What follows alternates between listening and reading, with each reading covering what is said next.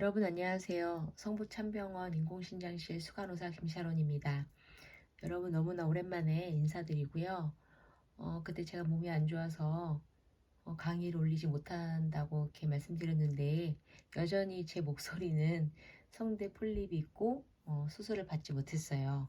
하지 못했고 더 나빠지면 하자는 그런 또 주변에 그런 말들도 있었고, 그리고 또 경추 디스크가 좀 생겨서 여러 가지 나이가 드니까 또 일을 계속 하다 보니까 몸이 여기저기 좀 불편한 것들이 생기네요.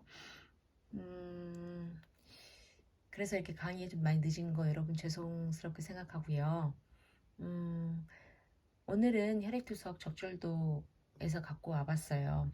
어떤 신규 선생님이 이거에 대해서 이제 궁금하다고 해서 제가 조금 준비해 보았는데 도움이 되었으면 좋겠습니다. 물론 여러분 계신 선생님들, 여러분 병원에 계신 수선생님들이나 원장님, 과장님이 훨씬 더 훌륭하시고 잘 가르치세요. 저는 그냥 우리 신규 선생님들이 처음 입사해서 가이드라인을 좀 제시해주고 싶었고, 그래서 응원차 이렇게 만들게 되었으니까 저의 이 강의는 그냥 가볍게 가이드라인으로 생각하시고 더 디테일하게 더 깊게 공부하고 싶으시다면 여러분 병원 선생님들이 훨씬 더 잘 가르치시니까 그분들한테 여쭤보면은 저의 부족한 부분들, 제 강의의 부족한 부분들을 많이 채워주실 거라고 생각이 됩니다. 자, 그러면 혈액투석 적절도 무엇인가, KT4V는 무엇인가, URR인가 무엇인가 보겠는데요. 그러니까 이 먼저 개념은 뭐냐면 혈액투석을 통해서 요동 물질의 감소를 계산해서 정말 적절한 투석이 이루어졌는지 알아보는 그런 판단하고자 하는 것입니다. 우리가 혈액투석 적절도 이 목적이 있겠죠. 이때 아니면 목적을 볼 수 없으니까 목적을 한번 볼게요. 목적은 요독 증상을 완화시키고 그 다음에 삶의 질을 회복시키고 그 다음에 장기 기능의 부전을 최소화하기 위함입니다. 이렇게 이 정도의 목적을 가지고 알겠죠? 이 KT4V를 URR을 만든 개념은 아주 오래전부터 아주 이제 뭐 투석하는 그 오래전부터 연구가 시작됐을 거예요. 자꾸 투석하면서 환자분들이 이제 다른 질환에 자주 걸리게 되고 또 또 사망률이 자꾸 높아지다 보니까 이것을 이제 어떻게 하면 사망률을 낮출 수 있을까? 더 다른 질환에 걸리지 않고 건강한 삶을 살 수 있을까? 내 안에 요독들이 차였을 때 그 증상들, 몸이 신장이 나쁜 환자분들의 그 안 좋은 그런 증상들이 있잖아요. 그런 것들을 좀 어떻게 하면 좀 줄일 수 있을까? 그래서 얼마나 좀 더 건강한 삶을 유지할 수 있을까? 그것을 목적으로 하고 목표로 해서 이런 연구를 시작하게 되었겠죠.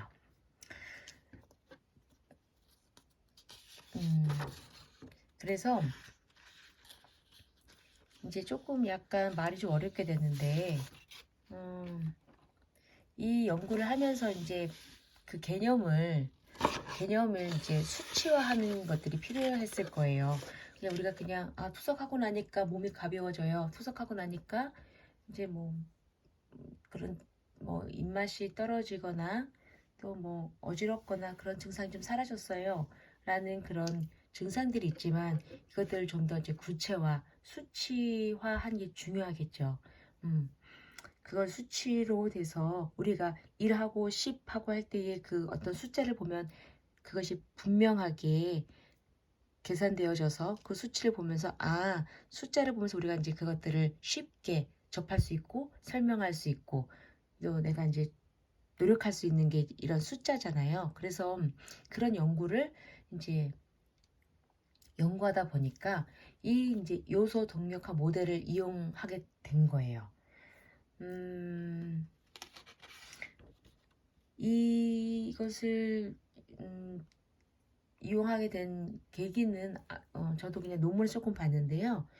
요소 제거를 이렇게 설명하기 위해서 아까 말씀드렸지만 수학적 용어를 또 임상에 적용했고, 그 모델이 바로 이 요소 동력학 모델이었고, 이것은 기초로 한 게 가설을 세운 게 체내 물질의 축척은 섭취와 배설의 차와 같다. 그래서 질량 보존의 법칙에 기초해서 요소의 질량 보존의 법칙을 이용해가지고 이렇게 요소 동력학 모델을 이용했다고 해요.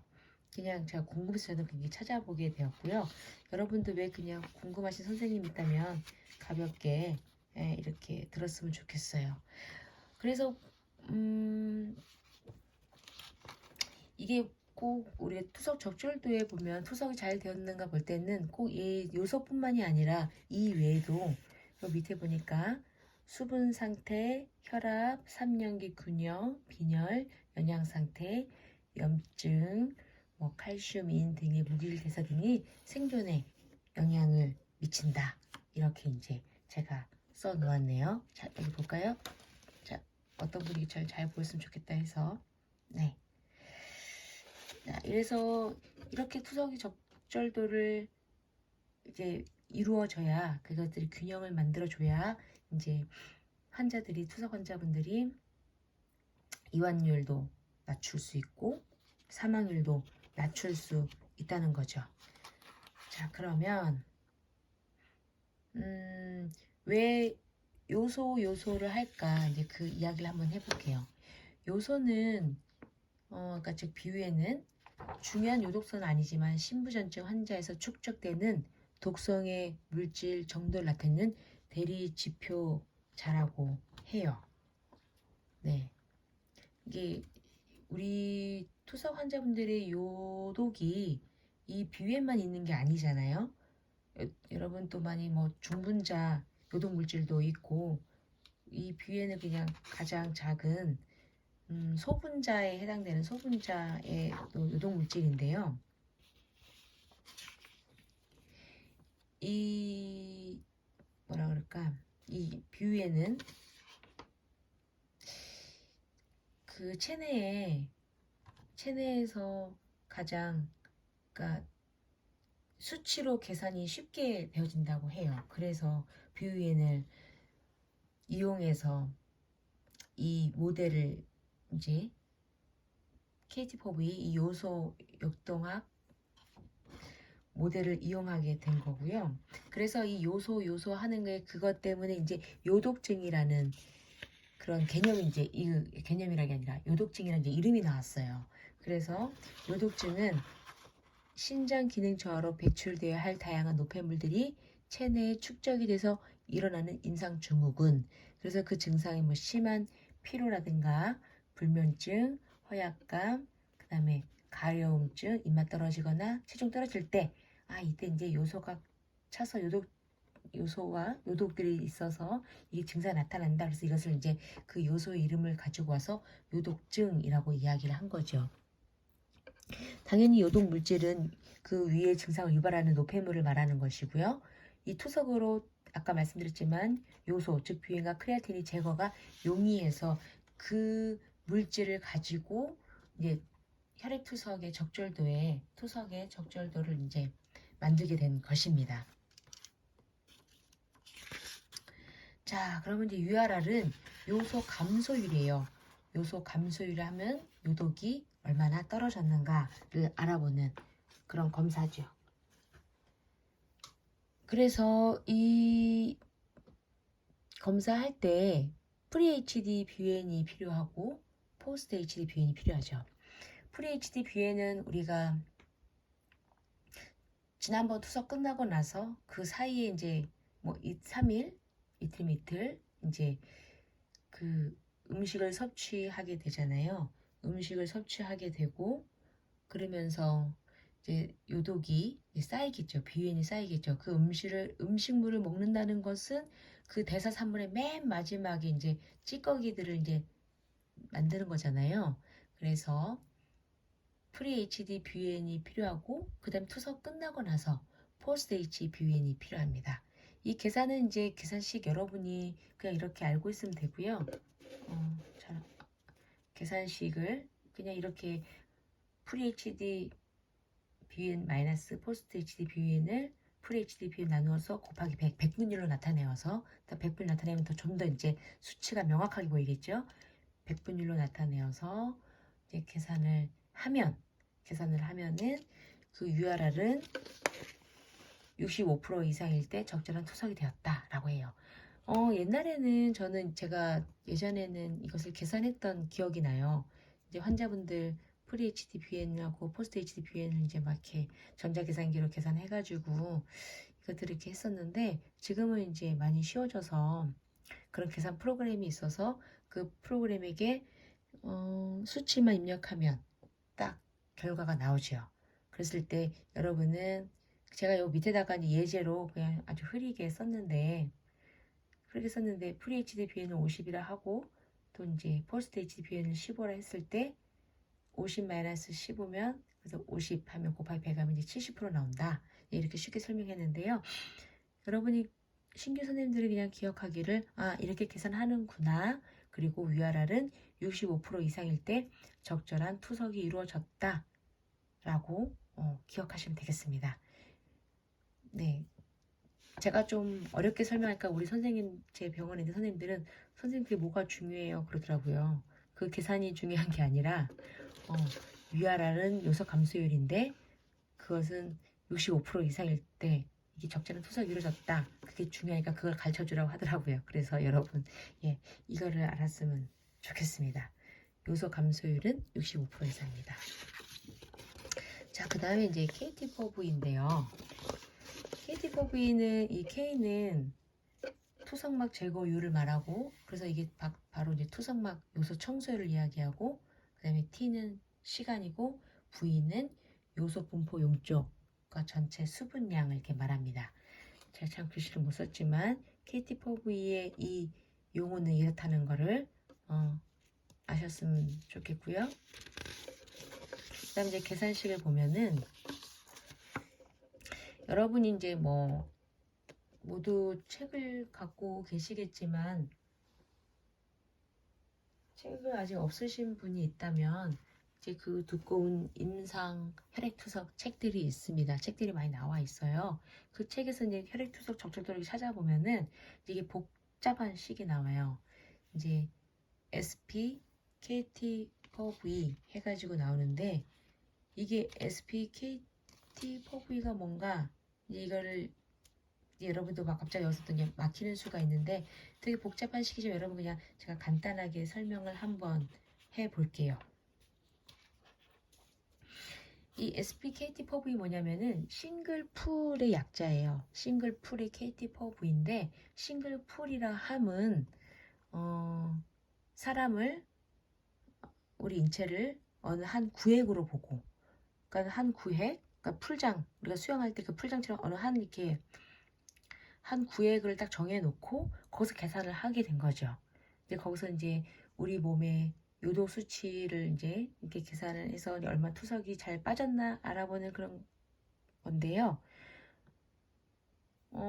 왜 이게 나왔냐면은 우리 몸은 딱 투석하고 나면 그걸로 이제 깨끗해져서 끝이 아니라 계속 음식을 섭취하게 되잖아요. 우리 몸은 계속 유기적으로 움직이고 유동적으로 움직이기 때문에 가만히 있는 그런 형태가 있는 게 아니에요. 그래서 이제 그게 너무나도 이제 유동성이 많아지니까 이것들을 이제 그냥 딱 가설을 세워서 이렇게 한 구획으로 해놓고 우리가 한번 보자. 이렇게 이제 설정을 해놓고 이제 계산하게 된 거죠. 그 계산에서 KT4V가 적어도 1.2 이상이 유지돼야 된다라고 이제 이게 결론이 나온 거예요.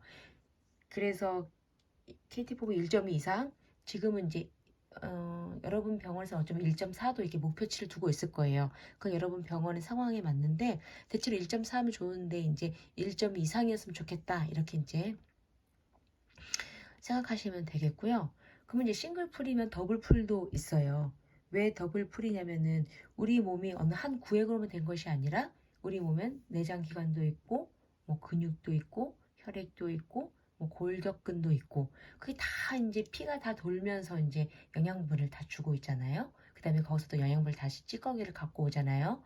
그래서 우리가 키드니에서 이제 그걸 다 이렇게 클리어하게 해주는데 이제 그러니까는 그래서 그 더블 풀 모델로 계산한 게 이제 이큐블레이트라고 해서 이제 EKT4V라는 게 있어요. 이거는 이제 좀 더 자세하게, 좀 더 좀 면밀하게 계산되어진 거겠죠. 근데 이거 계산할 때 여러분 되게 복잡해요. 투석 이제 아까 프리 HDBM 뽑고 뭐 포스트 HDBM 뽑고 그다음에 또 뭐 30분 투석 끝나는 30분 기다렸다가 또 BM을 뽑고 이제 이렇게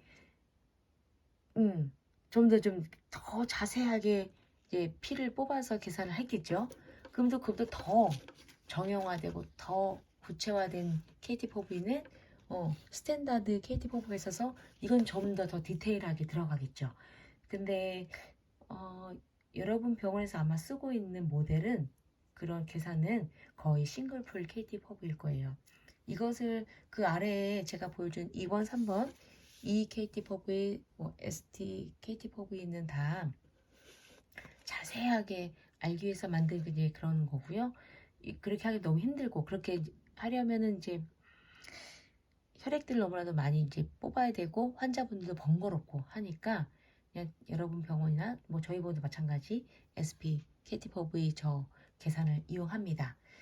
이거 계산은 이제 수학자들이 이렇게 만든 거고 뭐 과학자들이 만드신 거기 때문에 우리가 이걸 뭐 알 것까지는 없을 것 같아요. 저도 실은 모르고요. 예. 여기서 대충 안다면은 이 L에는 대자연수 뭐 그렇다고 하고 R은 그 요독을 프리 HDBN과 포스트 HDBN을 또 이렇게 뺀 그런 감소율에다가 제일 뭐 시간을 곱해서 이렇게 만든 그런 수식인데 여러분 책을 보면은 저런 수식이 나오면 아 이런 수식이 있구나 하고 그냥 넘어가시면 좋을 것 같아요. 좀 더 공부하고 싶으신 분들은 여러분 찾아보면 되겠고 KT4V는 적어도 1.2 이상 유지해야 된다까지 1.4 목표로 한다까지 알고 있으면 좋을 것 같습니다. 그러면 이제 우리가 할 일은 이제 검체하는 방법이잖아요. 이제 이것을 검사할 때 이제 여러분 프리 HD BN을 뽑지요. 혈 투석하기 전에 이제 딱 니들링해서 거기서 바로 이 혈액을 뽑고 그 다음에 4시간 투석을 다 하고 난 다음에 포스트 HD BN을 뽑을 때 그때 투석 후 혈중 요소치를 뽑을 때 여러분 어떻게 하나요?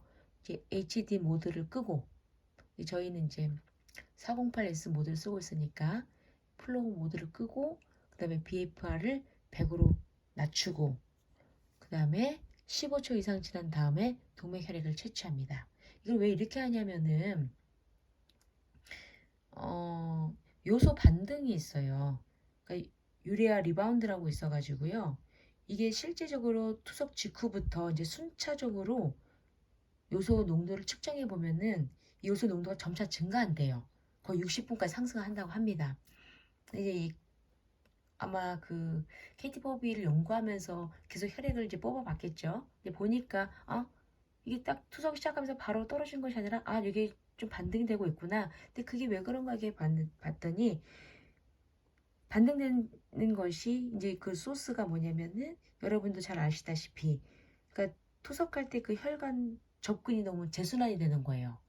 뭐 그럴 일 없겠지만 동맥이 정맥이 동맥보다 밑에 있을 때 또 뭐 이게 동맥과 정맥이 너무 간격이 가까울 때 내지는 또 어떤 게 있냐면 이제 투석막 지난 그 깨끗한 피가 이제 상대적으로 요소가 많은 그런 말초 쪽으로 이렇게 대부분 뭐 피, 근육 내지는 골 그렇게 그쪽 다 가줘야 되는데 미처 거기 가지 않고 가는 혈액도 있지만 가지 않은 혈액들 중에 또 혈액 순환이 좋은 정맥이나 심장이나 폐순환 통해서 다시 바로 이 바로 이제 이 혈관 접근로로 와서 돌아가는 경우가 있어요. 그러니까 우리 몸이 이게 유기적이라는 거예요. 그러니까 그래서 SP, KT4V 그런 계산을 쓸 수밖에 없는 게 혈액 펌프에서 나간 피가 다시 이제 바로 가까이에 있는 피로 해서 동맥혈로 해서 이제 다시 투석마로 지나가는 경우도 있고 또 어떤 피는 뭐 우리 몸 끝으로도 이렇게 가는 혈액이 있단 말이죠. 그래서 그 피가 다시 돌아와서 오기 전까지 그 플로우를 끄고 투석목을 끄고 그래서 그냥 100ml를 낮춘 다음에 천천히 돌렸을 때 바로 그 시점에서 뽑았을 때가 그나마 덜 재순환이 되지 않을까 이렇게 연구를 했나 봐요. 그래서 그때 혈액을 채취해야만이 좀 제대로 된 계산을 할 수 있다. 그래서 이제 여러분 어떤 병원은 이제 채취하고 난 다음에 미드위크 프리 HD BN을 뽑는 병원도 있을 거예요. 이제 저희 병원은 그냥 프리랑 포스트만 뽑는데 미드위크 프리 HD BN이 뭐냐 하면은 월요일 날 아침에 검사할 때 투석 전에 뽑고 근데 포스트 뽑고 그 다음날 수요일 날 아침에 환자분 혈액을 이제 니들링해서 스타트를 해서 바로 그 혈액을 뽑은 게 바로 미드위크 프리 HD BN입니다. 이게 이제 주중 투석전 혈중 요소치인데요. 이게 왜 필요하냐면은 우리 이제 그 투석 적절도는 또 우리의 또 영양 상태랑도 평가가 되어지는 거거든요. 영양 상태의 평가가 이제 되어지는데 우리 BUN이 이제 그런 거잖아요. 요소를 이제 다 영양소를 섭취하고 아까도 말씀드렸지만 처음에 말씀드렸지만은 요소를 다 이렇게 영양소를 다 섭취하고 맨 마지막 찌꺼기들이 그 남았을 때 그것이 이제 영양 상태가 이제 얼마큼 많이 쌓이면 또 이게 많다는 뜻은 어찌 보면은 잘 먹었다라는 또 그런 반증이기도 하거든요. 이것도 아마 제가 BUN 설명할 때도 했었을 것 같은데 그렇기 때문에 이제 이 미드위크 FreeHD BUN은 그 제가 뒤에 설명할 때 MPCR이 뭐냐면 여러분 Normalized Protein Catabolic Rate라 해서 이게 단백 이화 어려운 말인데 이게 단백질 이화 뭐래더라? 예, 속도를 말하는데요. 단백질 이화 속도인데 이게 단백질 이화 속도는 투석과 투석 사이의 요소 수치의 증가량을 측정하는 것이거든요. 그러니까 환자가 정상적으로 활동하고 식이 섭취를 하고 잘 하고 있는지를 이렇게 측정하는 지표예요. 그때 이 계산을 할 때에 미드위크 프리 HD BN 포스트가 필요한 겁니다. 포스트 HD BN이 필요한 겁니다. 여기 보면 제가 그 PCR 계산을 써놨는데 여기 그러니까 맨 뒤에 보면 이 수치는 제가 이제 모르겠지만 뒤에 미드위크 프리 HD BN과 포스트 HD BN을 이제 마이너스를 해서 이게 하루를 24를 곱해가지고 이 계산식이 나오는데요. 이게 NPCR을 만들 때 이 NPCR이 이제 위에서 PCR을 곱한 몸무게를 해가지고 나온 값이 이 수치가 바로 얼마 영양 상태를 평가하는 겁니다. 근데 이 영양 상태 평가할 때 이 기준이 1.0에서 1.4 g per kg per day라고 하는데 이게 1.0에서 1.4라고 여러분 알고 있으면 좋겠죠? 그냥 대충 이게 KT4V 수치랑 좀 비슷하니까 이게 외우기는 쉬울 것 같아요. 네, 다시 한번 보여드릴까요? 이렇게 보면 이게 기준인데요. 근데 이제 우리 병원은 아까도 제가 말씀드렸지만 저희 병원은 풀이랑 포스밖에 뽑지 않은데 이 미드위크 프리-HD BN은요 추정치가 가능해요. 앞에 이제 프리-HD BN과 포스트-HD BN을 가지고 추정할 수 있어서 이제 안 뽑는 병원은 그걸 추정치로 그 미리 그 프리-HD BN을 이제 값을 입력하게 됩니다. 네, 그래서 그냥 아까 안 뽑아도 이렇게 계산이 가능하다는 거 여러분 알았으면 좋겠고 뽑는 병원은 좀 더 좀 디테일하게 좀 더 자세하게 환자 영양 평가를 하고 있다고 생각하시면 되겠죠.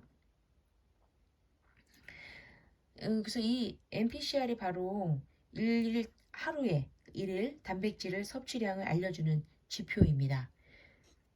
그래서 우리가 KT4B를 보면서 얼마나 투석 잘 되고 있구나. 그 다음에 딱 단백질 수치를 보면서 이 사람이 얼마나 잘 먹고 있구나를 알아보는 거예요. 그러니까 우리 병원 같은 경우에는 이제 할머니들이 많다 보니까 할머니들 거의 다 대부분이 KT4B가 다 좋아요.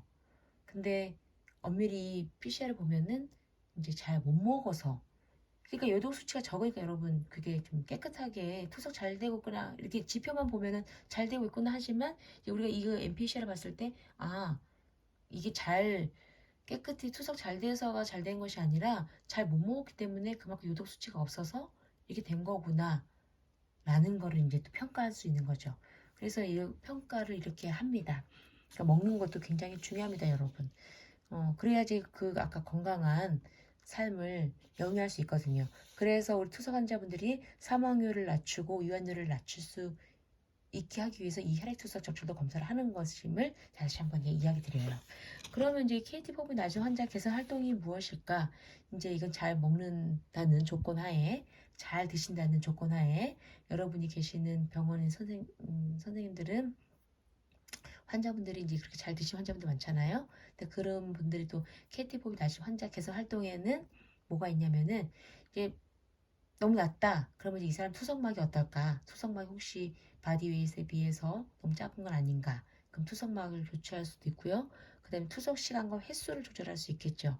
이제 투석 시간이 좀 뭐 3시간 하신 분도 있잖아요. 3시간 하신 분 4시간 늘릴 수 있고 뭐 주 2 하시면 주 3에 늘릴 수 있고 그렇게 해서 투석 시간과 투석 횟수를 조절할 수 있고 또 BFR을 또 빠르게 조절할 수 있죠. 그래서 제가 들어보기에 또 미국에 있던 친구한테 들어보니까 우리나라는 거의 빠르면 한 300 돌리잖아요. 근데 미국의 환자분들은 한 350까지 돌리나 봐요. 그러니까 투석 그 혈액투석 그 회전율 펌프를 빨리빨리 돌려가지고 피를 더 빨리빨리 이제 순환을 주는 거죠. 이렇게 해서 KT4V를 낮은 환자들을 좀 개선할 수 있다. 까지입니다. 여러분 너무 강의가 좀 길었죠. 이게 여러 가지 설명하다 보니까 좀 지루함이 있었을 텐데 좀 짧게 해야 되는데 여러분 이 정도는 알면은 조금 도움이 되실 것 같아요. 또 혹시 더 궁금한 것이 있으면 여러분 저한테 질문해 주시고요. 저도 뭐 디테일하게 더 깊게 알지 못하지만 저도 한번 찾아보고 알아보도록 하겠습니다. 그래도 여러분 선생님들, 여러분도 원장님들한테 여쭤보면 또 잘 가르쳐 주시니까는 또 한번 여쭤보시고요. 다음번에는 제가 또 시간이 된다면 여러분이 질문들을 또 모아서 한번 대답을 또 해보고 싶네요. 여러분들이 올려주신 질문 중에 참 좋은 질문들이 있었는데 정말 또 생각지 못한 질문들이 있더라고요. 근데 이것들을 제가 답글을 달는데 이 답글을 다 보시는 것 같진 않아요. 또 제가 또 제 유튜브가 어떻게 운영되어 있는지 잘 모르겠는데 여러분들이 올려주신 질문들 중에서 제가 이제 추려가지고 한 번 또 다시 한번 함께 이렇게 생각하는 질문들이 있구나. 그럴 때는 어떻구나라는 것들 다시 한번 짚어가면서 우리 신규 선생님들이 어려움 없게 잘 적응할 수 있도록 제가 함께 응원하겠습니다. 그럼 여러분 감사합니다.